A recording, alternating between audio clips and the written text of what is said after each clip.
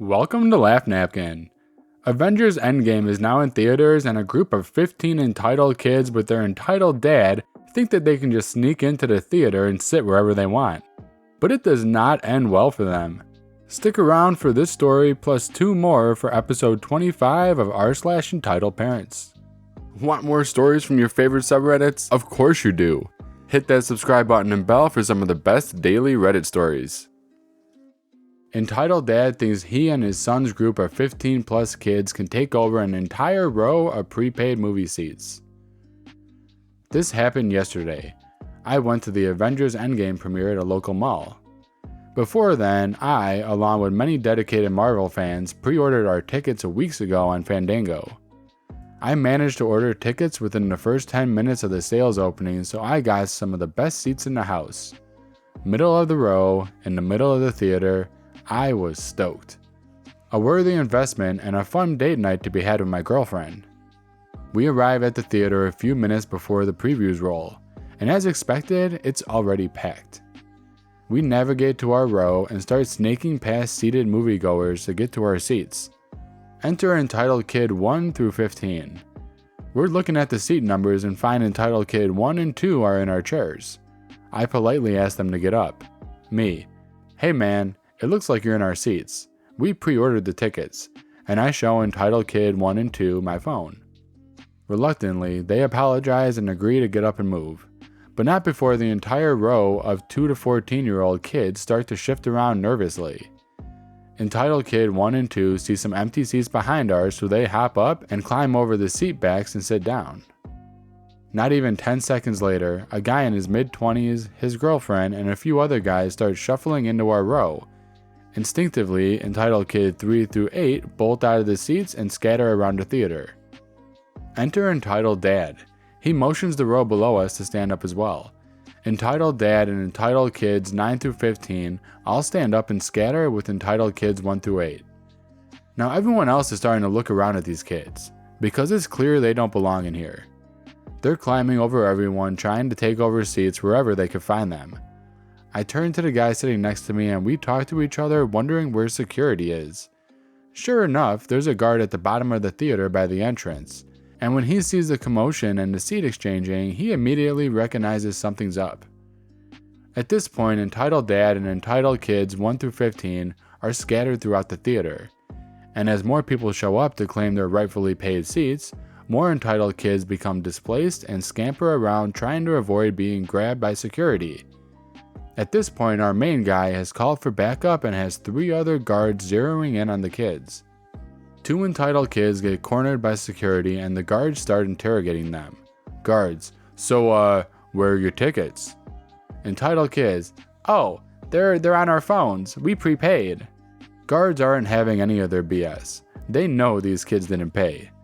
Guards, well, let's see them. Entitled kid, damn it, I can't find the confirmation email anywhere. Hey, entitled kid 2, don't you have them somewhere? Entitled kid 2, yeah, hang on, let me find it. Fumbles for his phone, only to pull it out and exclaim that the phone died and he can't pull the tickets up. Entitled kid 2, but you gotta believe me, we paid for them like last week. Guards, okay, so you're gonna have to come with us. Now entitled dad steps in. He climbs over seated people to hurry over to where the guards are talking to the entitled kids. Entitled dad, what can I do for you gentlemen? Guards, I assume these are your kids. They don't have their movie tickets on them and claim they paid to see this movie. Entitled dad, look man, these are my sons and their friends. They just want to see this movie like everyone else.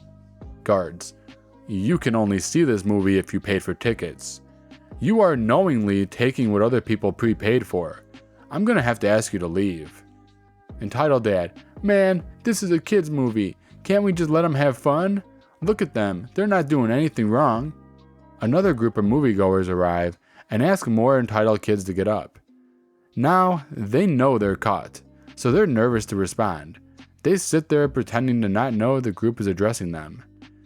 At this point, everyone in the theater is starting to demand that these entitled kids and that entitled dad leave the show, as they're disrupting the theater and preventing others from sitting where they paid for. Guards, we're not going to ask you again. Take your damn kids out of this theater and pay for endgame tickets like everyone else. Entitled dad, realizing he's outmatched 4-1, and almost all the entitled kids in his group have been displaced and are just standing around, signals for them to follow him out of the theater. Entitled dad to entitled kid. I tried, guys. These damn nerds don't know how to let kids enjoy themselves and have fun. Bunch of selfish buttholes. The guards escorted the entire cluster poop of kids out of the theaters just as the lights dimmed and the movie started rolling. Everyone cheered for both the guards doing their duty and the start of what was an incredible movie. Angry entitled mom in the emergency room. So a little backstory. I was diagnosed with thyroid cancer last year and had a full thyroidectomy. Basically, I had my entire thyroid taken out. One of the complications is a calcium deficiency, also known as hypocalcemia, which I ended up having. Basically, I have to take calcium pills every day, and sometimes if my levels get too low, I have to go to the hospital to get calcium through an IV. After my surgery, I had to stay an extra 4 days to get transferred to ICU and hooked up to a heart monitor, so that should tell you how bad it could get. I was getting off work and not feeling my best. The biggest symptom I look out for is intense tingling in my hands, feet, and face. Sometimes I feel it very little and pay it no mind because it usually goes away, but this tingling was intense. I knew I was in trouble. So I made my way to the emergency room after my doctor advised me to. By the time I got there, I was very disoriented and dizzy. I stumbled into the ER and was told to wait as someone was already checking in. There at the check-in was the entitled mom and her little boy. They finished and went to sit down. As they passed me, the boy smiled at me and I smiled back. The mom was more focused on going to sit down, no big deal. So I checked in, got my hospital bracelet, and sat down to wait. The waiting room only had about 7 people in it, including me, so I knew I wouldn't be waiting too long. I got called into triage after the entitled mom and her son. I told them what was wrong with me while they took my vitals. Then I was sent back to the waiting room to wait for a bed. I'm guessing that was the deciding point on who was next because I was called about 10 minutes later. This sweet male nurse even put his arm around me when he noticed how wobbly I was. He did offer me a wheelchair, but I declined. He started to lead me away when I heard a loud, "What the hell?" and I looked over to see the entitled mom marching over to us. Now, I was really out of it, so I don't remember word for word, so I'll just give you the gist of everything. She stormed over to us, demanding to know why I was going in first when her son was very, very sick. She pointed to her son, who, along with the rest of the waiting room, was watching a helicopter land outside. I found out later they were transferring a patient to UCLA Medical if you're curious. He was in complete awe and yelling about how cool it was. Yeah, he was totally worse than me, rolls eyes. The nurse shook his head and started to lead me off. The entitled mom blocked his way and insisted I go sit back down so her poor baby can get treated, continuing to rant that I looked fine and was obviously faking. The receptionist stood up and firmly told her to sit down. The entitled mom protested, but ended up going back to sit. Now the ER had a few private rooms and right outside the hall are more beds. You'll know why this is important in a bit. I was led into a private room and a few minutes later, I was in a hospital gown and getting blood drawn to check my calcium levels. As I waited for the results, I relaxed in my bed. Who else loves the warm blankets they give you? And just watched Netflix on my phone. I heard the nurse directing someone to the bed in the hall right outside my room. Guess who it was? I was watching a funny movie, so I was giggling a lot. The entitled mom, however, took that as proof that I was faking my illness. She started calling me a liar, and how disgusting she was that I would stoop so low to get attention. She was being very sneaky about taunting me only when there was no staff around. She wasn't worth a second of my time, so I ignored her and continued to watch Netflix. From reading all these stories, I'm surprised she didn't yank my phone away, declaring her son needed it more than me, while I waited for the doctor. The whole time, the entitled mom just glared at me like I was a demon. The doctor came in very concerned and told me he was admitting me right away and a nurse would be back in a bit to take me to my room. My calcium was 7.8, and it should have been between 9 and 10. As they wheeled me out, I saw the entitled mom being given discharge papers. Her son had a nasty cough from a cold. I gave her the best smug look I could and said, "Still think I'm faking it, you hag?"